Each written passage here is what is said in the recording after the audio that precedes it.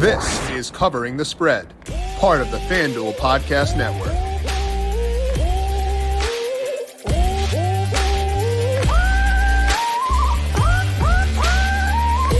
Player props are slowly trickling in over at FanDuel Sportsbook, which means it is time to break down our favorite props across week number 5 with Zachariason. He is here to let you know where he is seeing value for week number 5 over at FanDuel. This is Covering the Spread right here on the FanDuel Podcast Network and numberFire.com. My name is Jim Sanas. I am a senior writer and analyst for numberFire.com, joined here once again by Zachariason. Check him out on Twitter at LateRoundQB. Find his work at LateRound.com and the Late Round Fantasy Football Podcast. JJ, it is week number 5. How you doing today? I am doing better than Broncos fans. Or Broncos bettors, which means you're better than one half of this podcast. I think you gotta take that mantle and cherish it, because I lament every dollar I've spent on that stupid team this year. Yeah, they need to get that red zone offense. Being like, honestly, it might be the worst red zone offense I've ever seen in my life. It might be. I think we were all KJ Hamler last night, and still today reveling in that. So I feel pretty good about the way things are shaking up for this week. We got the good vibes for you from the Cortland Sutton touchdown last week with the anytime touchdown there. So it's not all bad on the Broncos. Yeah. At least you're profiting from them, even if I'm not. That's true. Yeah, well, we'll break down, luckily, a Broncos-free weekend slate in just a bit here to get you set for week number 5. But first, a reminder that our other podcasts for this week already posted. College football week 6, NFL week 5 betting preview podcasts are up on the Covering the Spread podcast feed and on the FanDuel YouTube page. Go check those out there and make sure you are subscribed as well. Twisted Tea and FanDuel have joined forces to bring you a one-of-a-kind contest series that gives you a chance to compete for your share of thousands of dollars in site credit. Introducing Twisted Tea's College Football Picks, a sports betting focused contest series that's entirely free to play. The contest is simple. Each college football game will be assigned money line, spread, and total markets with assigned points to each market. All you have to do is make 6 selections based on those 3 markets and earn points for each correct selection you make. If at the end of the day, your score ranks among the best in the contest, you'll be eligible for your share of site credit. Head to FanDuel.com/TwistedTeaPicks and make your picks. And reminder, please drink responsibly.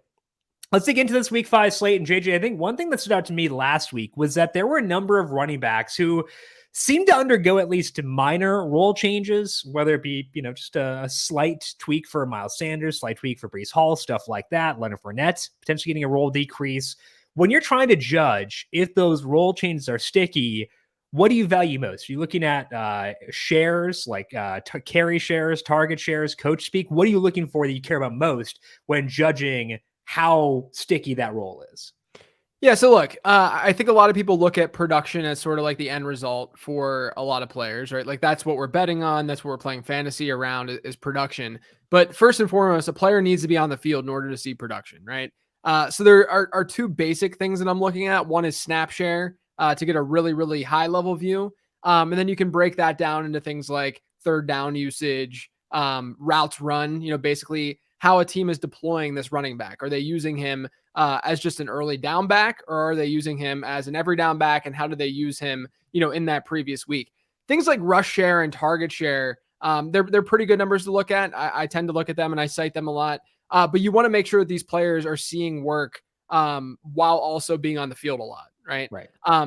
The thing is, though, overall, is that volume numbers are what matter most. I think, you could look at like Joe Mixon right now. And sure, inefficiency might lead to some sort of like role change down the line. Like, if a player is really, really bad over and over and over again, like Joe Mixon right now has a 2.7 yards per carry, but what are the odds that Joe Mixon is not going to, be the lead back for Cincinnati moving forward, given what's behind him? There's nothing wrong with Samaje Perine and Chris Evans. It's just that, Joe Mixon is Joe Mixon. We've seen him be a very good running back in the past. And if you look at Joe Mixon's peripherals, his snap share, his routes run even this year, which is great to see. He's seeing amazing usage overall. It's just that his production isn't necessarily matching because of that inefficiency. So, the bottom line is you want guys to be on the football field. First and foremost, you want to look at snap share. And if the snap share is going in the wrong direction, regardless of game script, that's a good sign. But then give that some game script context and make sure that, these running backs,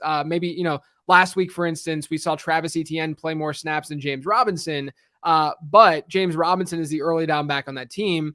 Travis Etienne, the pass catcher, the third down back. And so if Jacksonville's trailing, it makes sense that Travis Etienne would be on the field a little bit more. So definitely look at snap share, definitely look at routes run, but you have to give that stuff context for really every single player that you're analyzing. And it's important to carry that context with you as we go along, so you're not looking for trends that aren't there. Kind of keeping note of, oh, this guy's snap rate is on the rise. You want to keep in mind what led to that snap share each time, so you're not overreacting to a trend that does not exist. I think that's the thing I see a lot, is people conjuring trends when it could just be variance or could be related to something that happened during that game. Yeah. Another thing that was key last week was Detroit, because they had so many guys out. They had Amon-Ra St. Brown, DJ Chark got ruled out. Basically everyone was gone. DeAndre Swift. A lot of concentrated usage as a result of that. So how do you know how far to boost guys up when there are key pieces missing around them, especially when it's like a cluster situation like Detroit?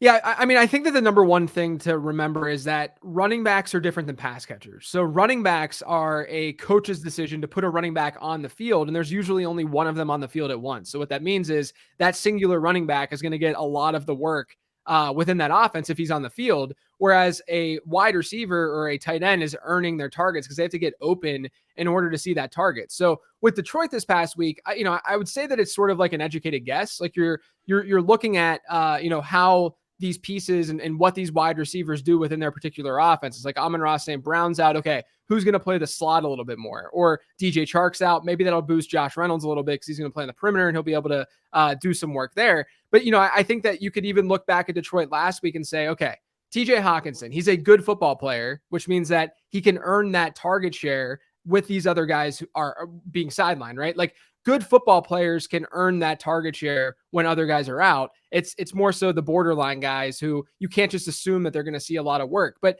with TJ Hawkinson last week, no one expected the game that he had last week, of course. You can't just project that, but you can still be higher than the market on TJ Hawkinson when you look at the fact that these guys are sidelined. Okay, there's a chance for him to see a little bit higher of a target share. And then on top of that, Seattle entered the week as one of the worst teams in football against the tight end position to start the year. I mean, even Kyle Pitts did well against Seattle, Jim, entering last week. So it's one of those situations with Hawkinson where you could foresee a better game happening. You just can't necessarily foresee an outlier game happening. I do think, though, that that with pass catchers in particular, it's really, really important to just understand their role. Yeah. A really good example of that is in Tennessee right now, where Treylon Burks is sidelined. He's got that turf toe that he's dealing with. A lot of people might say, oh, Kyle Phillips is next man up. Like, he's going to see a lot more work. Well, Kyle Phillips is a slot guy. He's almost definitely just going to play the slot. Really the guy who gets boosted is Nick Westbrook-Ikhine, because he's now going to be the perimeter wide receiver and going to see a lot more snaps now that Treylon Burks is out. So it's important to know sort of the roles that these guys are playing when these players are sidelined. Then it's also important to remember that Nick Westbrook-Ikhine is a backup, borderline starter kind of wide receiver in the league. We're not talking about an elite player stepping in. When an elite player is out and he's paired with a very, very good player like T. Higgins and Jamar Chase, like pretend that Jamar Chase is sidelined. T. Higgins has a chance to see an obscene target share in that case because he's very, very good. But you can't make those same assumptions when you're talking about a guy like Nick Westbrook-Ikhine. So it's sort of just like putting these puzzle pieces together and understanding the roles of these different players. And it is tough to judge talent and decide, is this guy good enough to actually earn targets with less competition out there? That is a difficult thing for sure, but that is also a necessary component. Judging talent is still a piece in the process for sure. One other thing on this slate for week number 5, is there a lot of big spreads, bigger than we've seen throughout most of the year? The Bills are 14-point favorites. We got Tampa Bay now a double-digit favorite against the Falcons. That can be a pretty big factor. When you see big spreads like that, specifically with the underdog side of things, does that put you on the team's passing game, or do you worry that efficiency will be so bad, thus leading to the big spread, that the increased volume won't matter? Yeah, that's the thing. I mean, it depends on the matchup, but it really, when the spread is, let's say, large between two teams that have really good offenses and good quarterback play, the team that's the underdog with good quarterback play, you can expect probably a decent boost in just overall yard, maybe not touchdowns per se, but in just overall yardage, pass attempts, all that kind of stuff. The one thing though you noted, it's very, very important. Remember that it takes a garbage performance to get into garbage time, right? So if things go the way that we think it'll go between Tampa Bay and Atlanta this week, let's say Tampa Bay is up 20 entering the fourth quarter. Will Marcus Mariota see more pass attempts in that game? Yeah, probably. But is he going to be very efficient on those passes? Probably not, because his team's down 20 points entering the fourth quarter. Usually when that's the case, the quarterback had something to do with that. So it really just depends on the matchup. I lean more hit betting overs with decent enough quarterbacks. Like even, you could even make the argument maybe for like a Derek Carr against Kansas City this week, where they're decent enough underdogs, but he's a decent enough quarterback with good weapons and all of that. Whereas with Marcus Mariota, now Kyle Pitts is out this week. Right. And he's not really shown us that he is a stud quarterback or has proven to us that he can sustain great numbers through the air. So in those kinds of cases, I'm a little bit more hesitant. It's also tough, too, for like a Drake London kind of guy where he's a long-term piece for the Falcons. Do they want to risk him in a game where they're down 20, per your example? That's something that I worry about, too, is mailing it in, not pushing things, knowing they're out of reach. That's the other concern that I have with games in situations like that. So each week here on the show, we'll go through situations you are taking a look at that may be ambiguous, may be undergoing some changes, where you're trying to attack in terms of betting some props. Which ones stand out to you in that regard for this week? Yeah, I got 3 of them. One of them is Dameon Pierce. Last week was the first week that we saw Pierce run more routes than Rex Burkhead this year. Burkhead was by far, the guy who was playing third downs and hurry up and in that pass catching role. But we saw Dameon Pierce play that a little bit this past week. And if that continues, then all of a sudden you should feel a lot more confident in him with your props. Just because, when you're not game script dependent, it's a lot easier to bet these guys, as we've talked about before in the show. So Dameon Pierce is one. The Eagles offense is one. And I say that because they've only thrown 4 touchdowns this year, but they have 10 touchdowns on the ground. So that's a pass to rush touchdown ratio of 0.4. So it's just passing touchdowns divided by rushing touchdowns. Since 2011, the lowest pass to rush touchdown ratio has been 0.59 in the NFL. That was Buffalo, I think, back in like 2016 with Rex Ryan. So we should expect the Eagles to sort of regress a little bit, see a little bit more passing touchdowns versus rushing touchdowns. That can definitely impact the way that you would bet those props.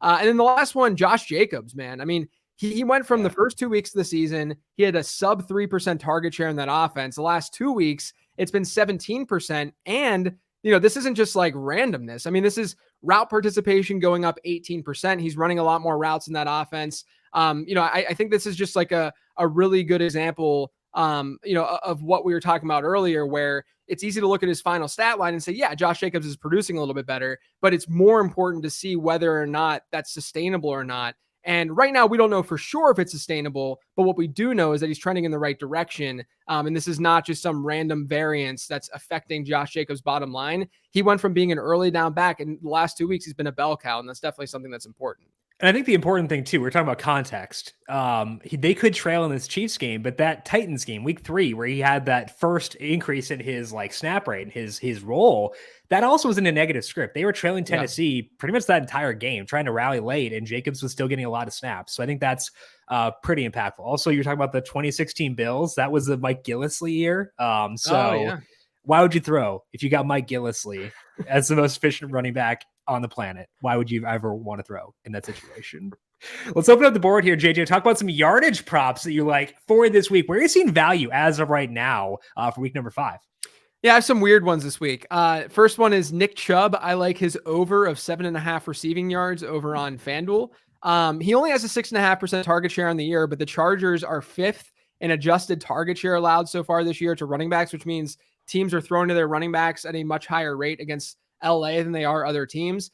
Since week 1, Nick Chubb has run just 1 fewer route than Kareem Hunt has run. And he's run only 12 fewer. He ran 12 fewer rather in week 1 alone.